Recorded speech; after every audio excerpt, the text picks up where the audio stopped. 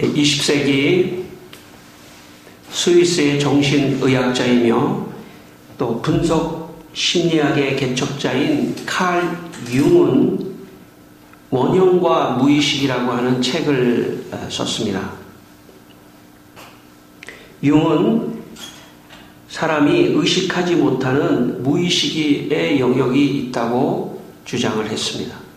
우리가 일반적으로 이렇게 다른 사람을 알아보고 하는 이런 의식의 세계가 있지만, 그러나 의식하지 못하는 무의식의 세계가 있다고 주장했습니다. 무의식에는 두 가지가 있는데, 하나는 개인적 무의식이며 다른 하나는 집단적 무의식입니다. 융은 그의 책에서 이렇게 말을 했습니다. 개인적 무의식은 한때 의식이었던 것이 잊어버리거나 억압되어 의식에서 사라진 내용으로 이루어져 있다. 이에 비해서 집단적 무의식은 원형들인데 개인적인 경험에서 생겨난 것이 아니라 개인적으로 획득한 것도 아니라는 점에서 개인적 무의식과 구별될 수 있다. 집단적 무의식의 내용은 결코 의식에 머문 적이 없고, 그래서 일찍이 한 번도 개인적으로 획득되지 않았으며 개별적으로 발전하는 것이 아니라 상속되는 것이다. 그렇게 말을 했습니다.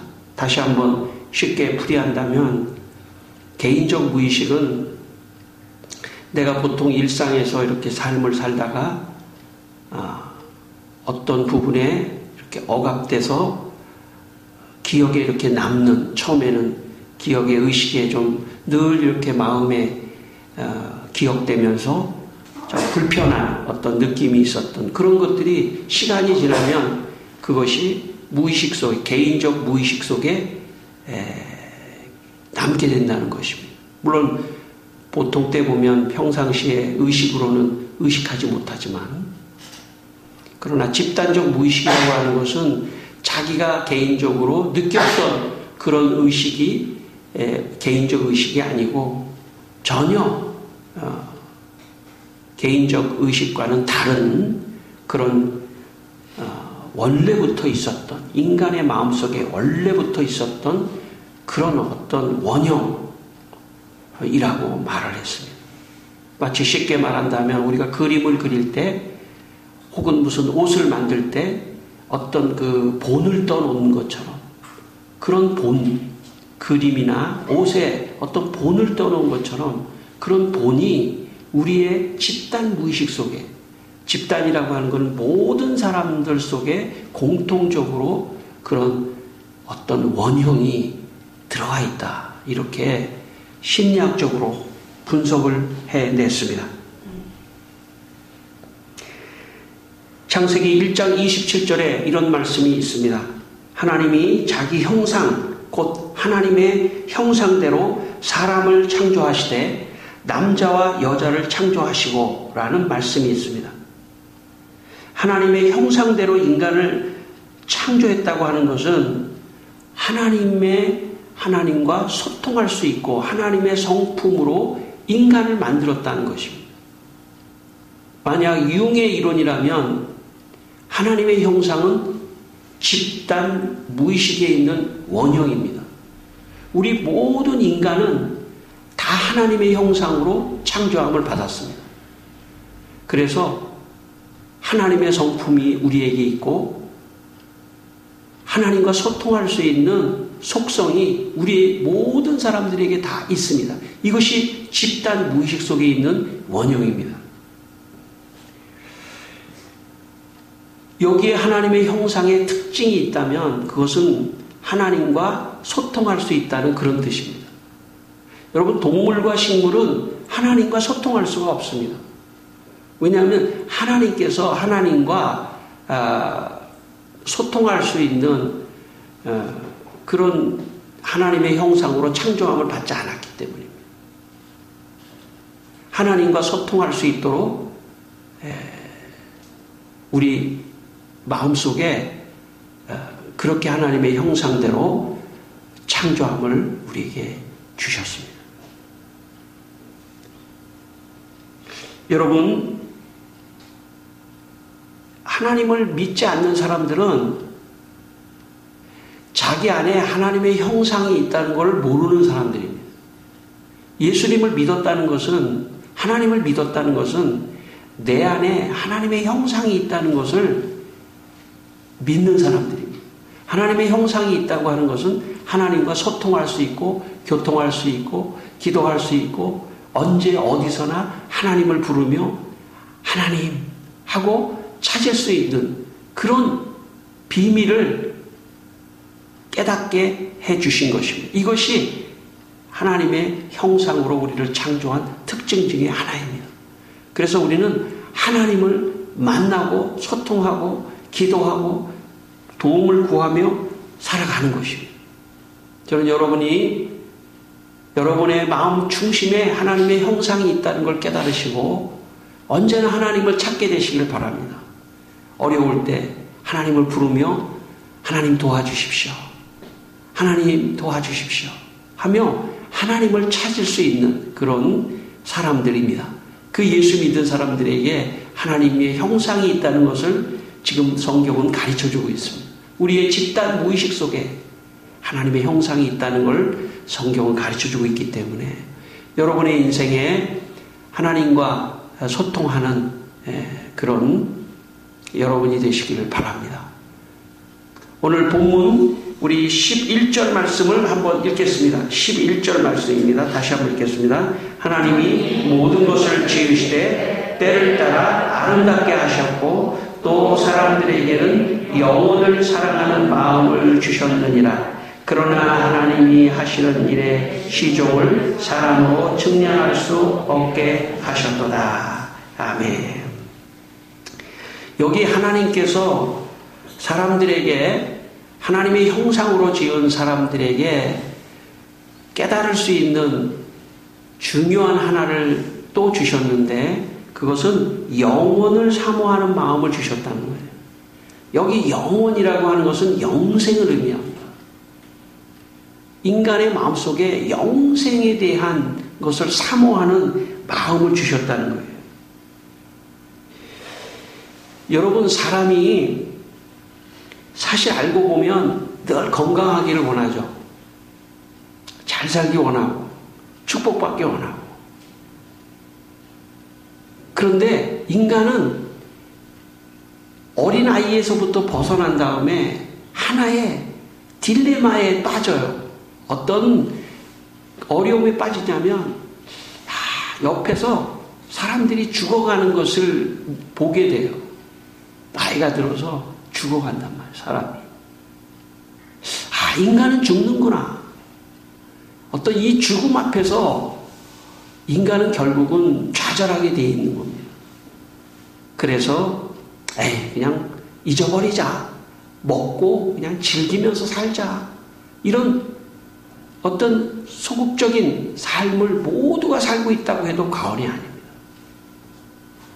인간의 마음속에 영혼, 영생 계속 잘 됐으면 좋겠고 계속 축복받았으면 좋겠고 계속 늙지 않고 젊었으면 좋겠고 하는 그런 욕구를 가지고 있지만 결국 인간은 무너지고 병들고 죽는다고 하는 이 한계 상황 속에서 인간은 절망하게 돼 있는 것입니다.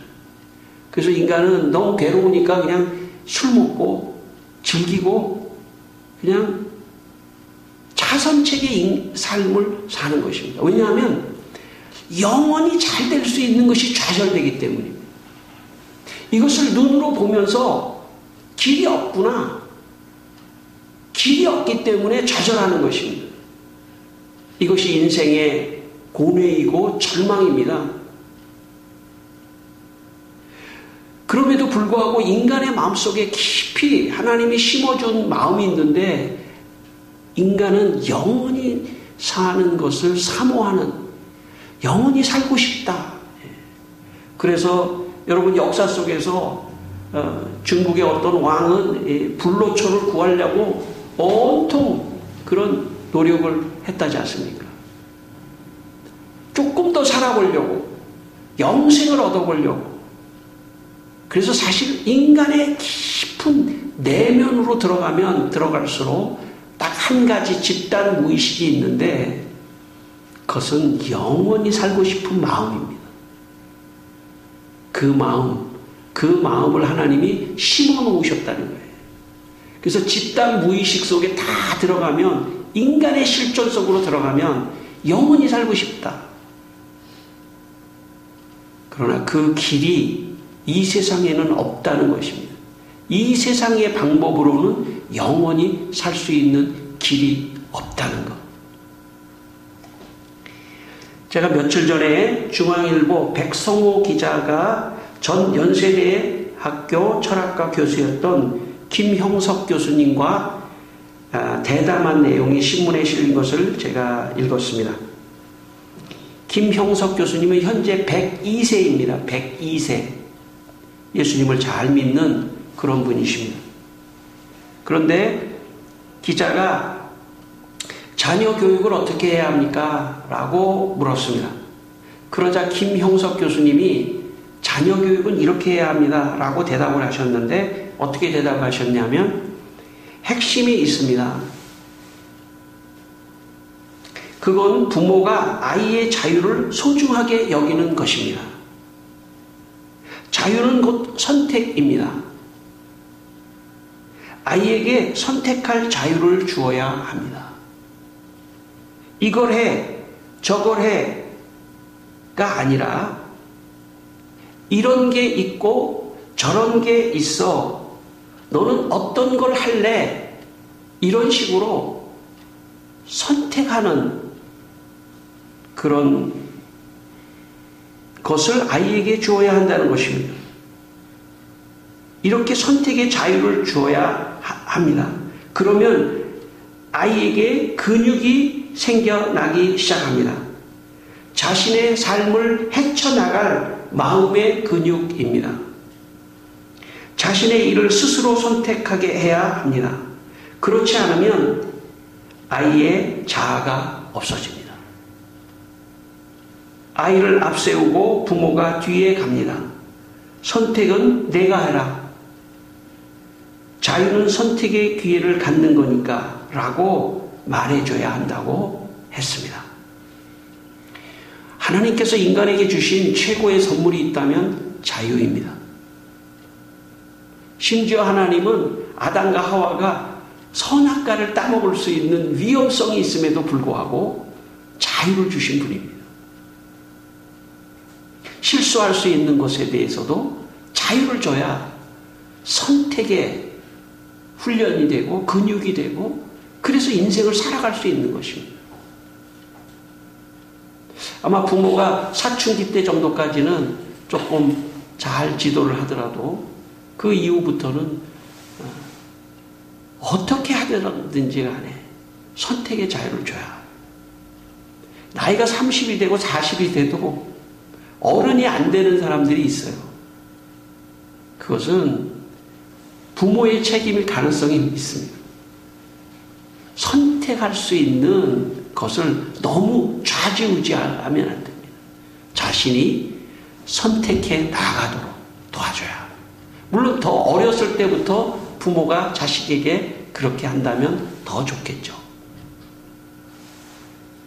왜 이런 자유를 하나님이 특별히 인간에게 주셨냐?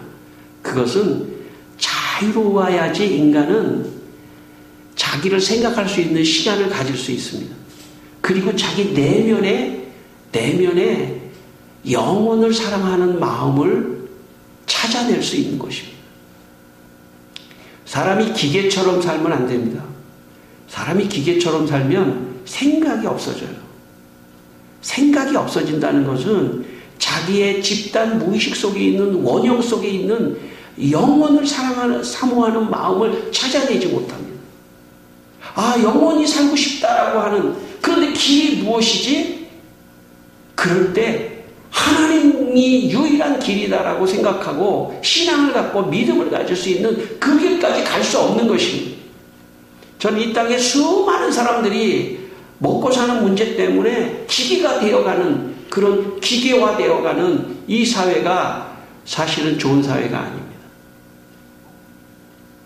어느 정도, 그 다음에는 무엇인가 자유가 있어야 돼요. 개인의 시간의 자유, 개인의 자유가 있어야 됩니다. 그리고 개인의 자유가 있어야 스스로 선택할 수 있는 선택의 자유가 생겨나게 되고, 그 선택의 자유 속에서 결국은 집단 무의식 속에 있는 영혼을 사모하는, 영생하고 싶은, 그 길을 찾아내고 싶은, 거기까지 결국은 선택을 하게 되는 것입니다. 그래서 하나님께서 인간에게 자유를 주는 것입니다. 성도 여러분, 여러분의 삶에 자유가 넘치기를 바랍니다. 그래서 그 자유를 가지고 마음속 깊은 곳에 있는, 집단 무의식 속에 있는 영혼, 영생을 사모하는 마음이 있기를 주의 이름으로 축원합니다. 여러분, 인류 최초의 서사시라고 하는 길가메시 서사시라는 서사시가 있는데, 이 길가메시라고 하는 왕이 영생을 찾아서 영생을 찾기 위하여 길을 떠납니다. 친구와 함께 영생을 얻기 위해서 길을 떠나는 거죠. 아마 이 왕은 뭔가 자기가 열심히 누리면서 사니까, 이렇게 누리면서 사는 것을 영원히 살고 싶었는지도 몰라요. 그래서 영생하는 길이 있는지를 찾았습니다. 그런데 가다가 그의 친구가 죽고 말았습니다. 죽음을 직면한 것입니다. 그때 길가메시가 깜짝 놀랐습니다. 아, 나도 죽을 수 있겠구나. 그래서 길가메시가 이렇게 고백합니다. 나는 나의 친구의 죽음 때문에 무서웠어. 죽음이 두려워지기 시작했고, 그래서 대초원을 방황하고 있는 것이요. 내가 죽음을 보지 않게 해주시오. 나는 죽음이 정말 무섭소. 그러자 이런 말이 들려왔습니다. 당신이 찾고 있는 영생은 발견할 수 없어요. 배를 채우세요. 매일 밤낮으로 즐기고, 매일 축제를 벌이고, 춤추고 노세요. 옷은 눈부시고 깨끗하게 입고, 몸은 닦고, 당신의 손을 잡은 아이들을 돌보세요. 이것이 인간이 즐길 운명인 거예요. 그렇지만 영생은 인간의 몫이 아니죠. 이 서사시는 주인공이 길가메시이긴 하지만, 이 서사시는 인간의 본질과 한계를 말하고 있는 시입니다. 인간은 죽는구나. 인간은 영생할 수 없구나. 그래서 인간은 그냥 맛있는 거 먹고 놀고 쉬고 그렇게 살아가는 거야. 그게 지금 현실입니다. 그게 지금 사람들의 삶의 방식입니다. 모든 인간의 삶의 방식입니다. 이 서사시는 그냥 서사시가 아닙니다. 모든 사람들의 삶을 대변하는 그런 시입니다. 시라고 하는 것은 되게 압축된 인간의 사상과 삶을 다 압축해서 말하고 있는 것입니다. 인간의 노력으로는 길이 없다는 겁니다. 길가메시는 영생하고 싶은 목적이 어떻든 간에 영생하고 싶은 그런 욕구가 있어서 영생을 찾아서 나갔지만, 결국은 인간의 노력으로는 영생할 수 없다는 게 인간의 딜레마입니다. 그래서 인간들은 이렇게 말을 합니다. 노래를 지어서 노세 노세, 젊어서 노세, 늙어지면 못 노나니. 요즘에 또 늙어도요, 더 늙기 전에 노세 노세. 왜 그러니? 인간은 영생할 수 없다고 하는, 죽음은 끝난다고 하는 이 죽음 앞에서의 절망 때문에 그런 가치관과 인생관이 생겨나는 것입니다. 영생할 수 없는 인간의 고뇌, 절망, 그것이 인간을 결국은 망치는 것입니다.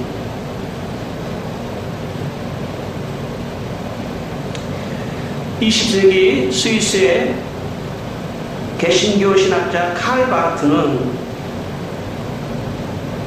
그의 유명한 책 교회 교의학에서 예수님에 대해서 이런 말씀을 했습니다.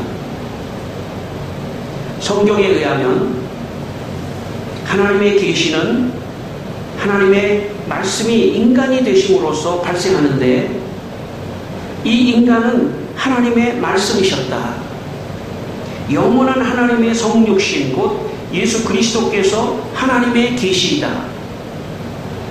이 사건의 현실성 안에서 하나님은 우리의 하나님이 되시는 당신의 자유를 증명하신다. 근데 신학자들이 왜 이렇게 어렵게 말하는지 모르겠어요. 제가 쉽게 다시 푼다면, 하나님이 계시를 주셨는데, 계시라고 하는 건 무엇인가 보여주는 겁니다. 예수님을 이 세상에 보여주셨다는 거예요. 그 성육신, 말씀이 육신이 되는 그런 예수님을 이 세상에 계시로 보여주셨다는 거예요. 이것이 하나님의 최고의 사랑과 자유를 보여주신 것이다. 이렇게 다시 쉽게 풀이할 수가 있겠습니다. 여러분, 하나님이 우리에게 계시로 보여주신 예수님은 왜 보여주셨냐면, 예수님을 믿을 때 인간의 노력으로 해결할 수 없는 영생의 문제를 해결할 수 있기 때문입니다. 예수님께서 오셔서 뭐라고 말씀하셨냐면, 요한복음 3장 16절에 하나님이 세상을 이처럼 사랑하사 독생자를 주셨으니 누구든지 저를 믿는 자는 영생을 얻게 하려 하심이라. 요한복음 5장 24절 내가 진실로 진실로 너희에게 이르노니 내 말을 듣고 또 나 보내신 이를 믿는 자는 영생을 얻었고 심판에 이르지 아니하나니 사망에서 생명으로 옮겼느니라. 요한복음 6장 40절 내 아버지의 뜻은 아들을 보고 믿는 자마다 영생을 얻는 이것이니 마지막 날에 내가 이를 다시 살리리라 하시니라. 요한복음 17장 3절 영생은 곧 유일하신 참 하나님과 그가 보내신 자 예수 그리스도를 아는 것입니다. 예수님이 이 세상에 육신을 입고 이 세상에 오시지 않았다면 우리는 영생을 얻는 방법이 인간의 방법으로는 없는데, 하나님께서 영생을 얻을 수 있는 예수님을 따라가고 예수님을 믿고 예수님을 따라가는 사람은 영생을 얻을 수 있다고 하나님께서 축복으로 예수님을 우리에게 보내주신 것입니다. 그래서 우리 예수 믿는 겁니다. 우리가 예수를 믿는 것은 무슨 도덕적으로 훌륭한 사람이 되는 것도 우리의 목표이긴 하지만, 그 정도 가지고 우리가 이렇게 인생을 헌신하거나 투자하지 않습니다. 영생, 인간의 가장 본질적인 영원히 살고 싶은 영생의 문제가 교회 안에, 예수 안에 예수님을 믿을 때 많이 유일하게 있기 때문에 우리는 예수님을 믿는 것입니다. 여러분, 예수님이 만약에 가짜였다면, 여러분, 가짜는요 한 세대만 지나면 드러나요. 거짓말을 했잖아요. 어떤 사람이 거짓말을 하면 빨리 드러나는 경우도 있어요. 제가 어렸을 때 집에 그림을 그릴 때 이렇게 받쳐놓는 정확하게 뭐냐, 이젤이라고 하나요? 그림을 그릴 때 이렇게 받쳐놓는 게 있어요. 근데 제가 모르고 어렸을 때 아마 11살일지도 몰라요. 제가 그걸 부러뜨렸어요, 제가. 부러뜨렸는데 살짝 이렇게 붙여보니까 붙어요. 그래도 이렇게 딱 붙여놨거든요. 저녁 때 그림을 그리려고 거기다가 우리 가족이 형제들이 이렇게 그림을 그리려고 딱 했는데 툭 부러지는 거예요. 어떤 거는요, 거짓말을 해도 몇 시간이면 다 드러나는 경우도 있어요. 어떤 경우는요, 한 몇 년을 갈 수도 있어요. 거짓말에서. 그렇지만 거짓말은 결국 드러나면. 결국은 거짓말은 드러나게 돼 있고 10년이 지나고 20년이 지나도 거짓말은 드러나게 돼 있어요. 원래 거짓말은 드러나는 거예요. 만약에 예수님이 나를 믿으면 영생을 얻을 수 있다라고 하는 말을 거짓말이었다면 한 세대가 지나가지 않아 예수님을 따르는 사람들은 없었을 거예요. 모두가 다 흩어졌을 겁니다. 그러나 100년이 지나고 200년이 지나고 1000년이 지나고 2000년이 지나고 예수 믿는 사람이 있다는 것은 이것은 거짓말이 아니다라고 하는 것을 증명하는 것입니다. 그리고 많은 사람들이 죽음의 문턱에서 제가 외할머니 말씀드렸죠. 죽음의 문턱에서 나 빨리 아버지 집에 가고 싶어. 빨리 가고 싶어. 하시는 걸 내가 보면서 영생이 있구나. 그것이 사람들이 증명하는 것입니다. 내 집단 무의식 속에 있는 영원을 사모하는 마음이, 영생을 사모하는 마음이 결국은 믿음이 되고 하나님 나라에 가는 그런 수많은 사람들의 모습을 보면서 수많은 사람들이 영생을 믿게 된 것입니다. 저는 교회는요, 교회 안에는 사실 확인할 길이 없기 때문에 또 확인하지도 않아요. 그래서 내 마음속에 정말 나는 영생을 믿고 있는지 아무도 모릅니다. 교회에 다니는 사람들의 마음을 아무도 몰라요. 누구만 아냐? 자기만 알아요. 저는 이 시간에 하나님께서 성령으로 여러분의 마음속에 임재하셔서 영생을 믿는, 예수를 믿으면 나는 영생을 할 수 있다 하는 그 믿음을 여러분 마음속에 믿게 되는 그런 은혜가 있기를 바랍니다. 그래서 그 믿음으로 여러분 인생을 살아가시길 바랍니다. 오늘 12절 말씀을 읽겠습니다. 12절 말씀 같이 읽겠습니다. 사람들이 사는 동안에 기뻐하며 선을 행하는 것보다 더 나은 것이 없는 줄을 내가 알았고, 사람들이 사는 동안에 기뻐하는 것은요, 음식을 먹으면서 기뻐할 수 있죠. 또 뭐 좋은 옷을 해서 입고 그러면 기뻐할 수 있죠. 또 좋은 일이 있으면 기뻐할 수 있죠. 그러나 그런 기쁨과는 다른 기쁨입니다. 오늘 성경 말씀이 있는 영생이 있는 믿음을 가진 사람의 기쁨입니다. 믿음을 가진 사람의 기쁨입니다. 영생을 얻을 것을 확보한 사람은 이 세상 사는 게 기쁜 거예요. 왜? 나 여기 살고 좋은 데 간다. 나 여기 살다가 더 좋은 데 가. 라는 것이 확보되어 있기 때문에. 나 여기 살다가 더 좋은 천국 가고 영생을 얻어. 그러니까 여기서 사는 게 기쁜 거예요. 그 기쁨이 오늘 하나님이 주시는, 믿는 자에게 주시는 기쁨이라고 말씀합니다. 그리고 여기에 더하여 선을 행하는 것보다 더 나은 것이 없는 줄 안다. 그렇게 살면서 기뻐하면서도 선을 행하면 더 마음이 기쁘다는 거예요. 제가 최근에 방송에서 탤런트 정혜리라고 하는 분, 이분은 권사님이거든요. 정혜리 권사님의 간증을 본 적이 있습니다. 정혜리 권사님이 간증을 하는데 얼굴에 기쁨이 넘치는 거예요.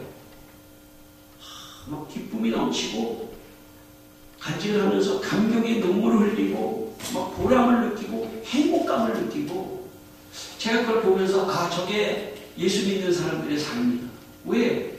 영생을 확보하고 있기 때문에 이 세상에서 기뻐하는 거예요. 그냥 고난이 와도 그분이 좀 아프기도 하고 여러 가지 어려움이 있었더라고요. 그래도 다 이기고 기뻐하고 막 즐거워하고, 다른 프로그램에서는 말이 빠르지 않은데 이 간증 프로그램 나오니까 막 말이 빨라지는 거예요. 막 너무 좋아서. 그런데 그 중에 한 대목이 있었습니다. 자기가 방송을 하고 있는데 자기가 후원을 하는 월드 비전이라고 하는 그 NGO 단체의 스텝이 찾아와서 쪽지 하나를 전해주더라고요. 그 쪽지에 이렇게 쓰여 있었습니다. 가나, 말라리아로 조슈아 사망, 장례비 지불. 간단한 쪽지였습니다.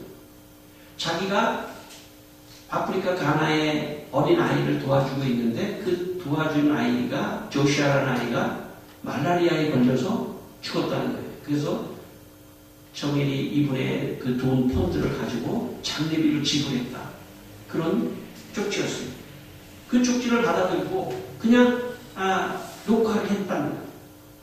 집에 돌아와서 기도를 하는데 마음에 너무 참 하나님께서 불편한 마음을 주시더래요. 이런 마음을 주시더래요. 혹시 그게 너의 친딸이었다면, 딸이 하나 있는데 너희 그 친딸이었다면 네가 녹화를 할 수 있었겠니? 그렇게 말씀을 하시더래요. 그때 통곡이 나오면서 눈물을 흘리면서 저에게 더 사랑을 주십시오. 근데 그 아이가 원래 후원을 하면 말라리아 주사 같은 걸 미리 예방 주사를 맞추는데 워낙 영양실조 때문에 그 약을 제대로 받지를 못해서 죽었다. 그래서 이 정일이라고 하는 권사님이 그 다음날 월드비전에 연락을 해서 제가 100명을 더 후원하겠습니다. 그랬더니 월드비전에서 지금도 많이 하시는데 100명은 너무 무리입니다. 뭐 한 사람당 몇만 원씩 아마 하는 것으로 알고 있는데 100명을 하겠습니다. 하지 마시고 이거 너무 무리입니다. 그때 정혜리 권사님이 이렇게 말을 했다고 합니다. 제가 지금 연속곡을 하고 있거든요. 제가 지금 할 수 있을 때 할 수 있게 해주세요. 아이들은 기다려주지 않아요. 히브리서 13장 16절에 이런 말씀이 있습니다. 오직 선을 행함과 서로 나누어 주기를 잊지 말라. 하나님은 이 같은 제사를 기뻐하시리라. 인생은 무엇입니까? 인생은 내 영혼 깊숙한 집단 의식 속에 있는 영혼을 사랑하는 마음, 영생을 사모하는 마음을 가지고 예수님 믿는 겁니다. 가장 중요한 일입니다. 그리고 예수님을 믿고 영생을 확보한 사람은 이 세상에서 어떤 어려움이 와도 감사하고 기뻐하고 즐거워하고 거기에 하나 더 더해서 다른 사람에게 내가 줄 수 있다면 혹시 내가 물 한 그릇을 다른 사람에게 마태복음 말씀처럼 너의 이웃에게 물 한 모금을 주는 것도 내가 다 기록하노라 말씀한 거죠. 내가 할 수 있는, 내가 다른 사람에게 선을 베풀 수 있는 방법이 다 다를 수 있습니다. 똑같지 않습니다. 그러나 다른 사람에게 선을 베풀면서 살아갈 때 우리는 행복하고 더 즐겁고 감사한 것입니다. 새해에 여러분 2021년 영생을 예수 믿고 영생을 모두 확신하는 신앙이 되기를 바랍니다. 그리고 어떤 어려움 속에서도 기뻐하고 즐거워하십시오. 그리고 내가 다른 사람에게 작은 것이라도 선을 베풀 수 있는 방법이 있다면 그것을 하십시오. 그것이 행복의 길입니다. 여러분의 삶에 하나님의 축복이 있기를 주의 이름으로 축원합니다.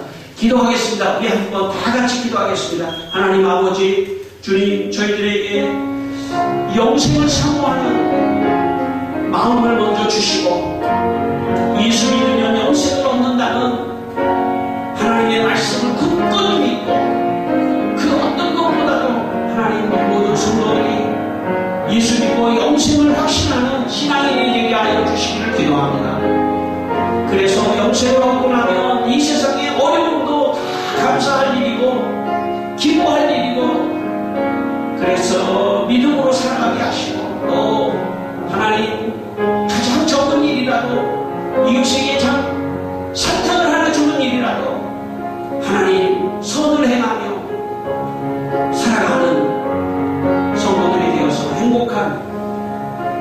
2021년 되게 하여 주시옵소서. 살아계신 하나님, 우리 성도들 모두 우선 영생을 얻게 하시고 세상에서 어떤 어려움 속에 있더라도 감사하며 기쁘게 살 뿐만 아니라 선을 행하면서 더 행복하게 살게 하여 주시옵소서. 예수님의 이름으로 기도드리옵나이다.